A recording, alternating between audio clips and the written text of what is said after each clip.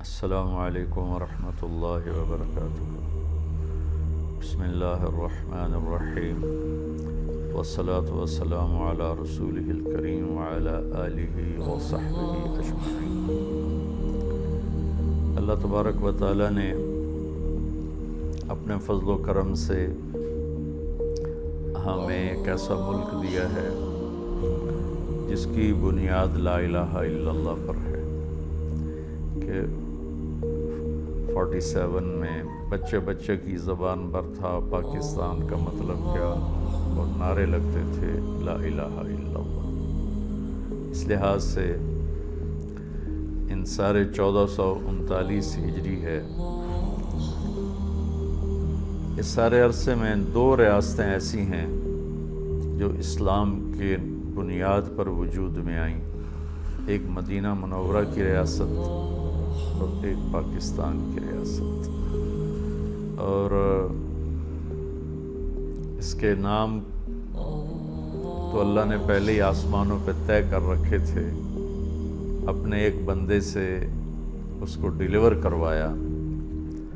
اس میں کسی قوم کی طرف اشارہ نہیں، ہندوستان، ہندو لوگوں کی سرزمین، ازبکستان، ازبک لوگوں کی زمین، تاجکستان، تاجک لوگوں کی زمین، افغانستان، افغان لوگوں کی سرزمین، کرغیزستان، کرغیز قوم کی سرزمین، لیکن اس کو مشابہت ہے مدینہ طیبہ کہا جاتا ہے، مدینہ طیبہ، طیبہ پاک، مدینہ پاک شہر۔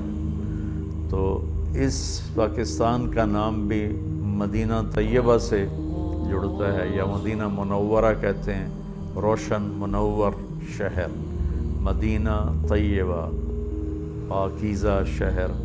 تو تقریباً وہی نام اس کا بھی رکھا گیا، پاک سرزمین، پاک زمین۔ تو زمین تو پاک ہی ہوتی ہے، اس پر رہنے والے اسے گندہ بھی کرتے ہیں اور پاک بھی رکھتے ہیں۔ 14 اگست آتا ہے تو جی چاہتا ہے کچھ باتیں اپنی قوم کے ساتھ شیئر کروں۔ پھر اس میں ایک اور جو میرے رب کا تخلیقی فیصلہ تھا کہ اسے 27 رمضان المبارک شب قدر میں اللہ تعالیٰ نے اس کو وجود بخشا۔ رمضان میں اس کو وجود ملا، رمضان میں شب قدر 27 میں اس کو وجود ملا، پھر اس کا نام اتنا خوبصورت رکھا گیا، پھر اسے کلمے کی بنیاد پہ اللہ تعالیٰ نے ہمیں دیا، پھر اس میں 4 موسم رکھے، پہاڑ بھی ہیں، میدان بھی ہیں، صحرا بھی ہیں، دریا بھی ہیں، جنگل بھی ہیں، سردی بھی ہے، گرمی بھی ہے، خزاں بھی ہے، بہار بھی ہے، زرعی زمین لاکھوں کروڑوں ایکڑ ہے، میٹھا پانی ہے، کڑوا پانی ہے، سمندر لگتا ہے۔ فَبِأَيِّ آلَاءِ رَبِّكُمَا تُكَذِّبَانِ، کون سی ایسی نعمت ہے جو اللہ نے اس ملک کو نہیں عطا فرمائی۔ ہمارا بلوچستان زمینی ذخیروں سے بھرا پڑا ہے، اگر اس ملک میں قحط آیا ہے تو وہ بس صفات کا آیا ہے، یہ نہیں کہ میرے ملک میں اچھائی نہیں، اللہ کا شکر ہے، بہت اللہ کے نیک بندے میرے دیس میں آباد ہیں، اس طرح ہمیں مایوس نہیں ہونا چاہیے، لیکن برائی غالب ہے جو تو نظر آ رہا ہے۔ تو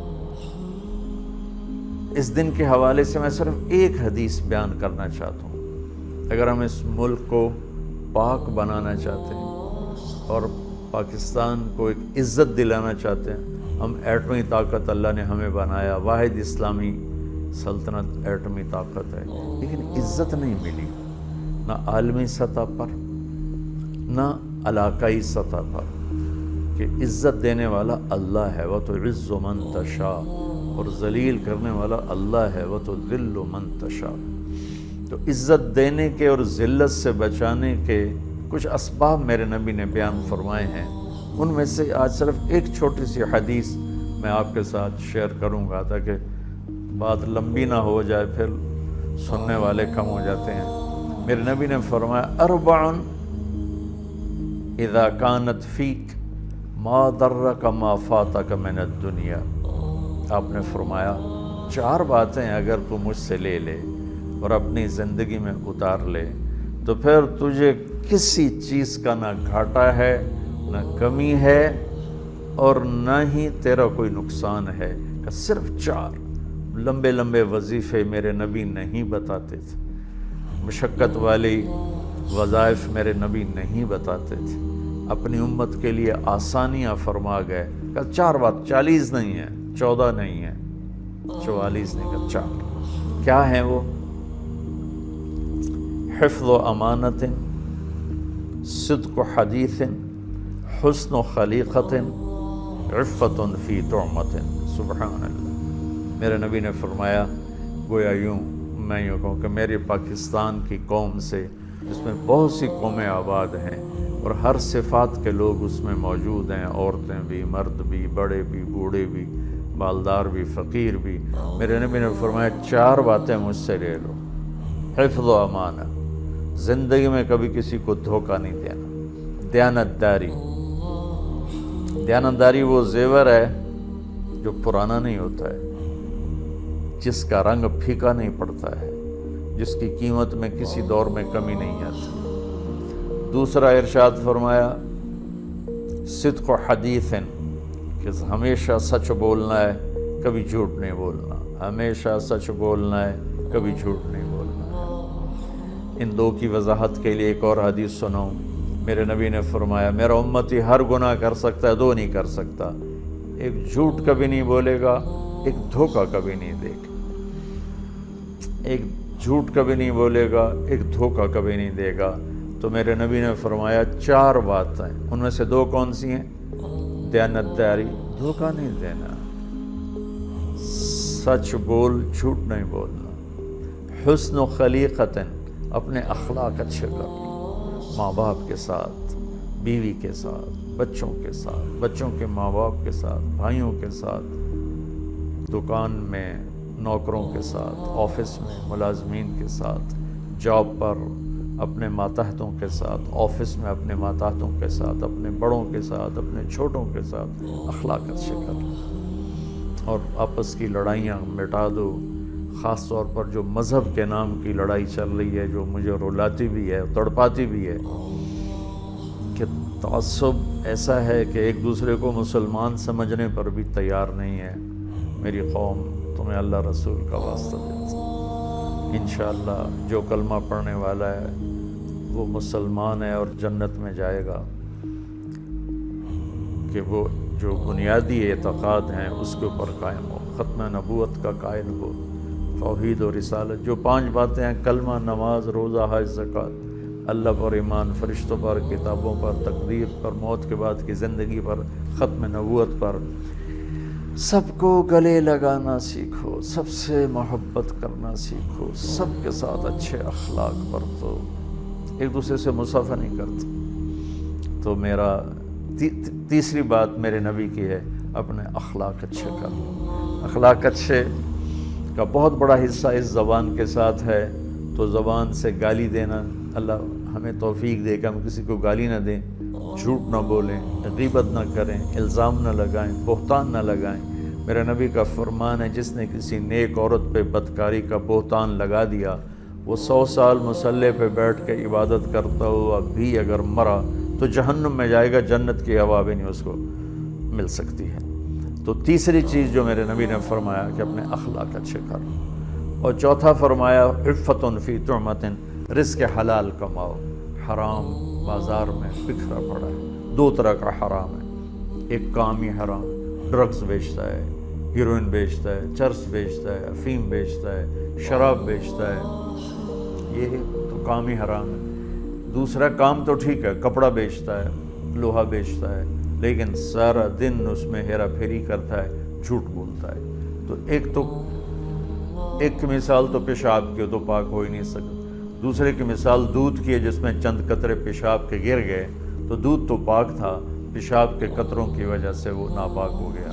تو میری تیسری میرے نبی کی بات ہے، چوتھی میرے نبی کی آخری بات ہے، رزق حلال کماؤ، میرے نبی کا فرمان من امسا کالن بعمل یدی امسا مغفور لہ، مسلم شریف کی روایت ہے، جو صبح سے شام تک اپنے بچوں کے لیے روٹی کماتا ہے، حلال روٹی میں تھک جاتا ہے تو اس کے اس دن کے سارے گناہ معاف ہو جاتے ہیں۔ اور سعد بن معاذ آپ کے پاس بیٹھے تھے، آپ کی نظر ان کے ہاتھوں پر پڑی تو وہ سخت تھے، تو آپ نے پوچھا سعد تیرے ہاتھوں کو یہ کیا ہوا ہے؟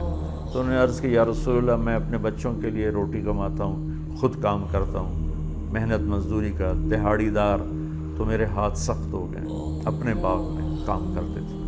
تو آپ نے ان کا ہاتھ ایسے پکڑ کے ایسے بوسہ لیا اور ارشاد فرمایا بچوں کو حلال کھلاتے ہوئے جو ہاتھ ایسا ہو جائے گا اس پر جہنم کی آگ حرام ہو جائے گی۔ تو میرے بھائی بہنوں، میرے بچوں بچیوں جو میری بات سن رہے ہو، ہم اس دن کی خوشی منائیں، جھنڈے لگا کر نہیں، یہ تو فضول خرچی ہے۔ جی جھنڈے بنانے پر، جھنڈیوں بنانے پر پیسہ لگانے کے بجائے اتنا پیسہ کسی غریب کا علاج کروا دیں، کسی غریب کی بیٹی کی شادی کروا دیں، کسی مصیبت زدہ کی مصیبت میں کام آ جائیں، کسی مقروض کا قرضہ ادا کروا دیں، کسی خیراتی فنڈ میں وہ پیسے جمع کرا دیں۔ ہم یہ پیسہ ضائع نہ کریں، برباد نہ کریں۔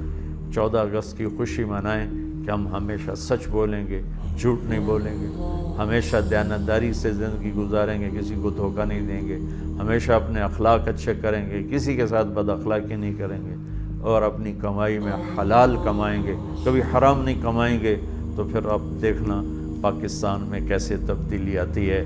جیسی نئی حکومت اعلان کر رہی کہ ہم نے تبدیلی لانی ہے، تو تبدیلی کا میں آپ کو صحیح راستہ بتا رہا ہوں کہ ہم اپنی ذات سے شروع کریں، یہ دوسروں سے نہ شروع کریں، اپنی ذات سے شروع کریں۔ فرائض کے بعد نماز، روزہ، حج، زکوٰۃ کے بعد یہ 4 کام اپنی زندگی میں آپ لے لیں، انشاءاللہ پورے ملک میں تبدیلی آ جائے گی، اللہ بھی راضی ہو جائے گا، اللہ کا رسول بھی راضی ہو جائے گا، ہمارا ملک بھی عزتوں کی چوٹیوں پر پہنچ جائے گا۔ السلام علیکم۔